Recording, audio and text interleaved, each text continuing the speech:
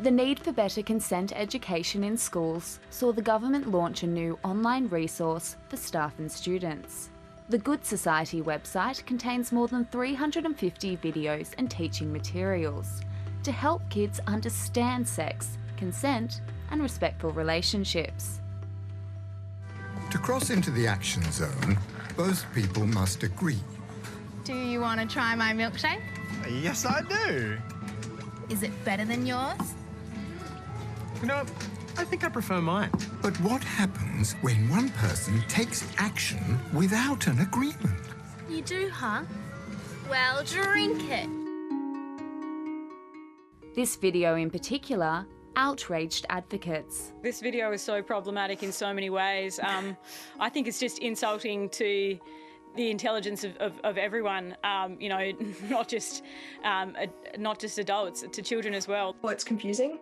I mean, I know what consent is, and I was genuinely confused watching it. This is yet another example of where people are more concerned about upsetting those who find it uncomfortable to have real conversations than they're concerned about the people who will suffer serious consequences if we don't have those real conversations. This video, along with one other, has since been removed.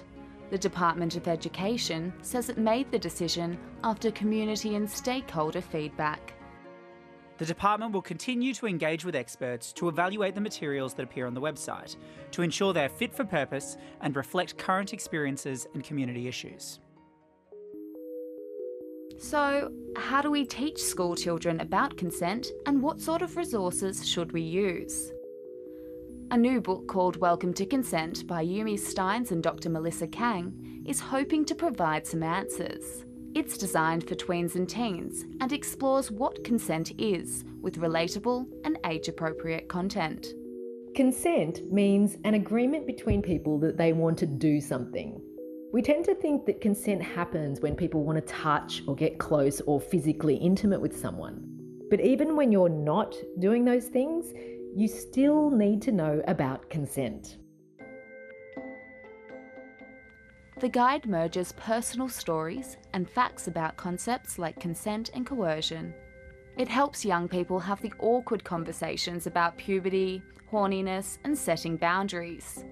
But most importantly, it empowers young people to have the confidence to say no. Sometimes no is even more beautiful than yes, even though we tend to think we should always be aiming to hear a yes answer. No, or non-consent, is beautiful because it means the person communicating that has successfully shown you where their boundaries are.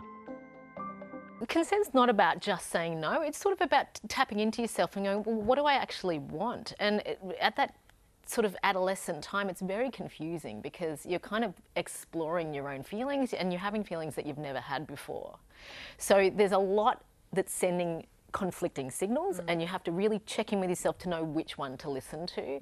Having really clear, set out, explained resources helps kids to set a framework for their morals, for their ethical choice, and then they can navigate through based on those anchors. It's kind of like knowing this is what mum would like. You don't necessarily do what she wants, but it's good to know where she stands so that you can make a choice based on that.